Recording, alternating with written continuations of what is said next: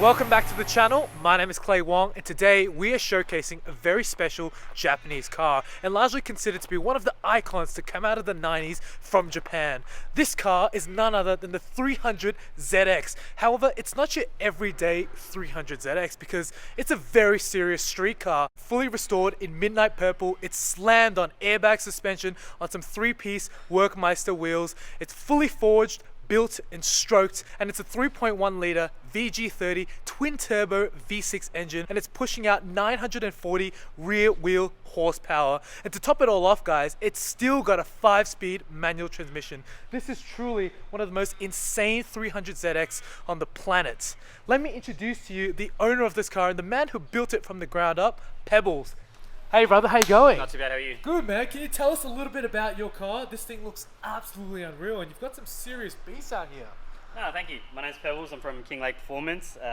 This car currently in its final setup was built in-house. So throughout the 10 years of owning it, I've gone through multiple setups, started off as an NA manual. It was just pearl white, it had just some stock wheels on it when I bought it. I tried on different wheels, different coilover setups until I was happy, and then after a while I just got over getting pulled over and defected, so I decided to go with an AirX digital air suspension kit on it.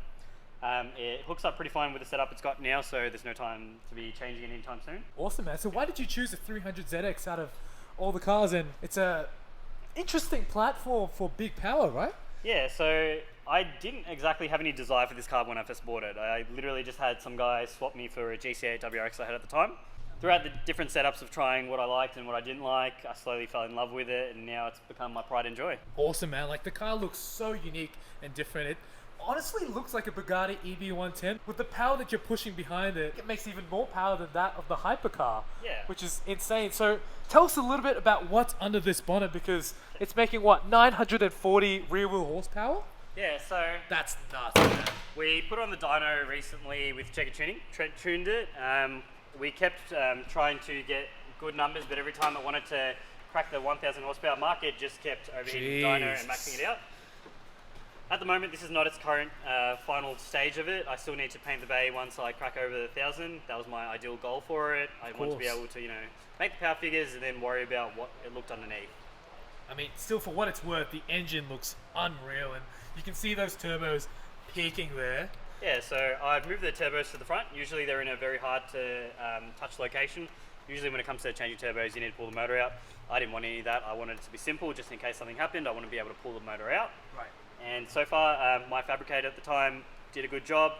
He spent countless hours R&D'ing it to make sure that everything flowed well, nothing overheated, and it was a good setup. 1,000 was my goal, but at the boost pressure that it made it at, I still have a lot of leeway to make more, so if it makes over 1,000, it makes over 1,000. That's insane, and it'll handle it with this gearbox, the setup as is? So far, it hooks up pretty well. It's got Mickey Thompsons on the back, some 28540s.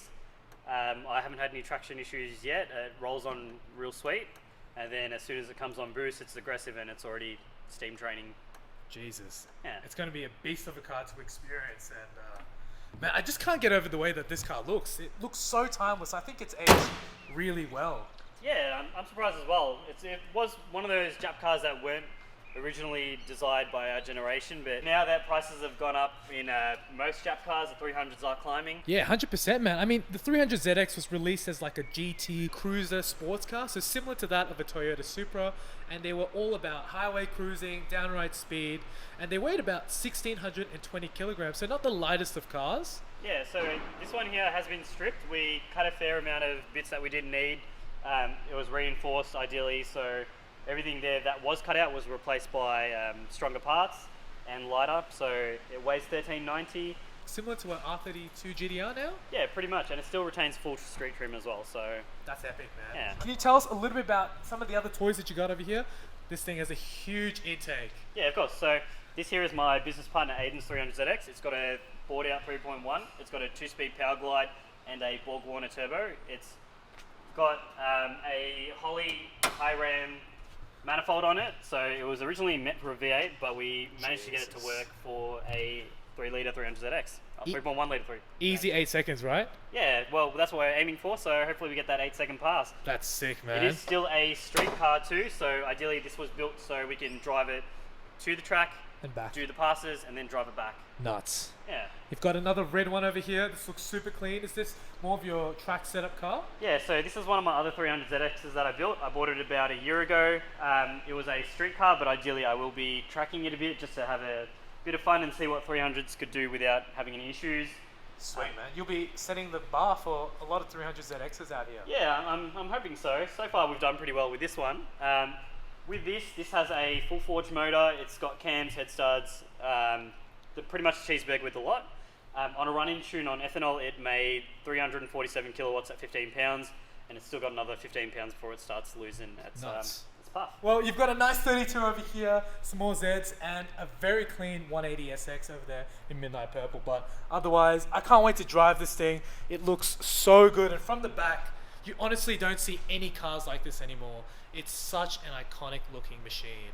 Well, the key's all yours. Enjoy it. Oh man, thank you so much. I'll be sure to be extra careful driving this thing. Easy. Huge shout out to Pebbles for allowing me to showcase this car here on the channel. If you guys are enjoying the content so far, make sure you hit that subscribe button and let's go for a drive, guys.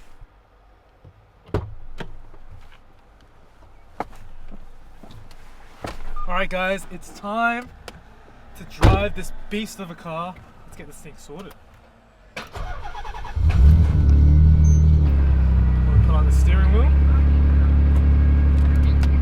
You know it's a pretty serious car when you've got a racing harness, guys. Let's get out of here. The clutch is a little bit sticky. It's very difficult. Alright guys, we finally set off. It was pretty tricky to get out of the car park. The clutch, as you guys can probably tell, is a very serious one. It's a twin plate clutch, and you definitely gotta have that when you're driving a car with this much power. And I apologize in advance if you can't really hear me. It's very loud in this cabin. But once you're in this car, it feels like you're in a fighter jet. Honestly, it's really reminiscent of a Toyota Supra or a Honda NSX. Right now, we're just cruising along, just finding our feet with this car, and it's quite an easy car to just pot around town. I mean, if you can live with the fact that it's got a very sticky clutch, the gearbox feels nice, smooth, and very easy to roll through the gears. The steering wheel is filled with feedback. This car has no power steering, and you really feel like one with the road. You can definitely feel what the car is experiencing beneath the tires. The car feels like quite a big vehicle as you sit in the cabin of this thing, and it surrounds you and engulfs you. Up the top here, of course, being a T-top, you've got lovely visibility and there's a whole lot of light in this cabin. However, in terms of blind spot monitoring, it's a little bit difficult. You can't really see. But apart from that, guys, it really feels like you're piloting a jet fighter. Let's drop the gears and see what this car has to offer. Now we're at 4,000 in second gear.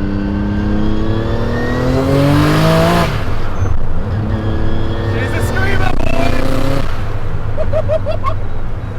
Alright, so this car has 2 boost pressure settings. Currently we're on low boost at 400 kilowatts of power, so very conservative, and it already goes like an absolute animal. But let's turn it up a little bit more. I think that's where this car truly shines. And I mean, if you're making that much power, that's exactly what you want to achieve. The boys at King Lake Performance have really built something super special. So let's see what this car is made of. Rolling into it, second gear, 4,000.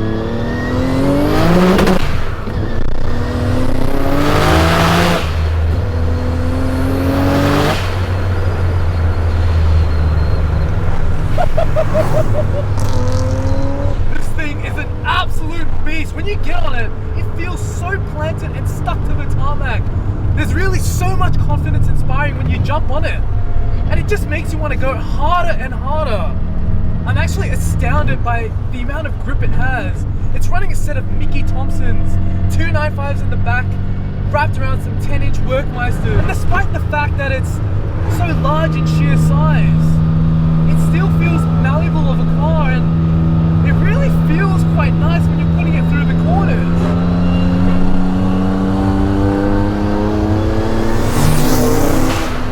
The 300ZX was designed to be a GT-esque sports car, and so high speeds, high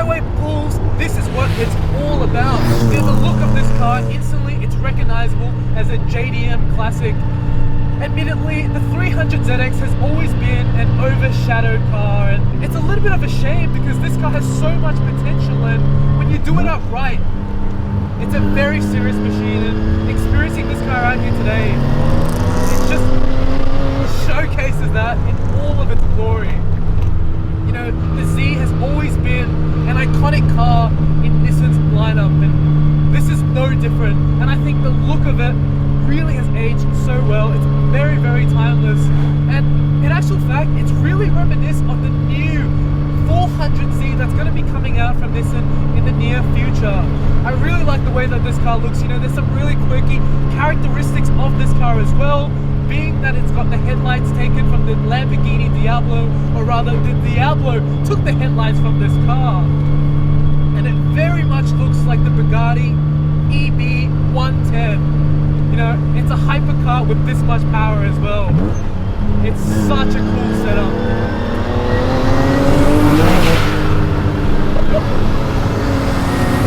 Just want to jump on it every single time.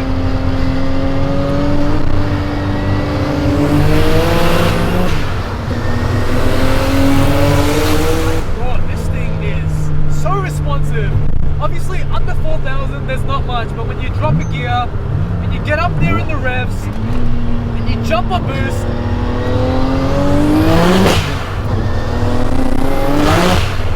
this thing is a monster. Everyone is looking at this car. It really is just a symphony of 90s magic. And then let's give it a little bit of boost.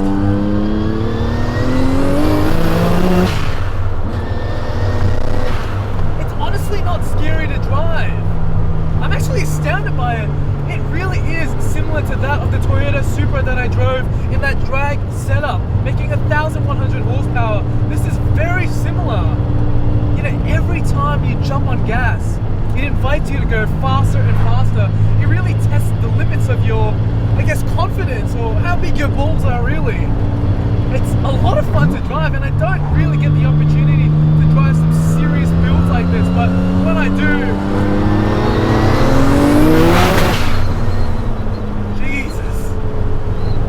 literally sounds like a monster. And when you jump on gate, it's unreal. Look at it, putting it through the corners here, it feels nice and tight. Everything feels very sorted in this car. And it's amazing to think that this vehicle is 31 years old. 31! This car is from 1990, and the fact that it drives like this, it's a real testament to how the owner Pebbles has put this car together. You know, he's owned it for 10 years now, and he's gone through so many different iterations through its time, and to experience this car now in this epic form, you know, it looks like an absolute dream in this midnight purple colorway, slammed on these airbags. It doesn't drive like a chore. It's very easy to do so, and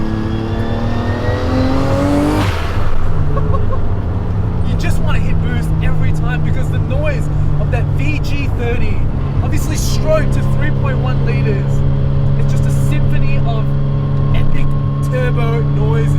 You know, it's a real time capsule jumping into this 300ZX. You know, I really enjoy this era of Japanese classics, and finding an example that's clean, looked after, and tastefully modified is truly few and far between. If you guys are looking for a 300ZX, I definitely look to pick one up as soon as possible before prices on these cars skyrocket. They're already on the upward trend, and to pick one up, you're looking at spending at the very minimum 25 grand for a twin turbo manual version, and they just go up from there. Oh my lord, guys. You know, you don't have to be going fast to enjoy this car, because you could be just cruising, and it's a very comfortable car in doing so. Even with this airbag suspension and with the stance and the way that it rolls on the road, it's a very compliant setup.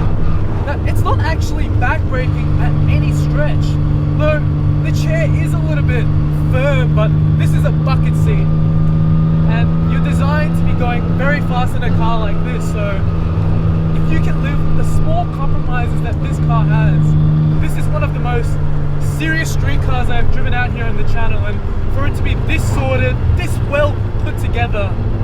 Pebbles, you've really built something truly special here.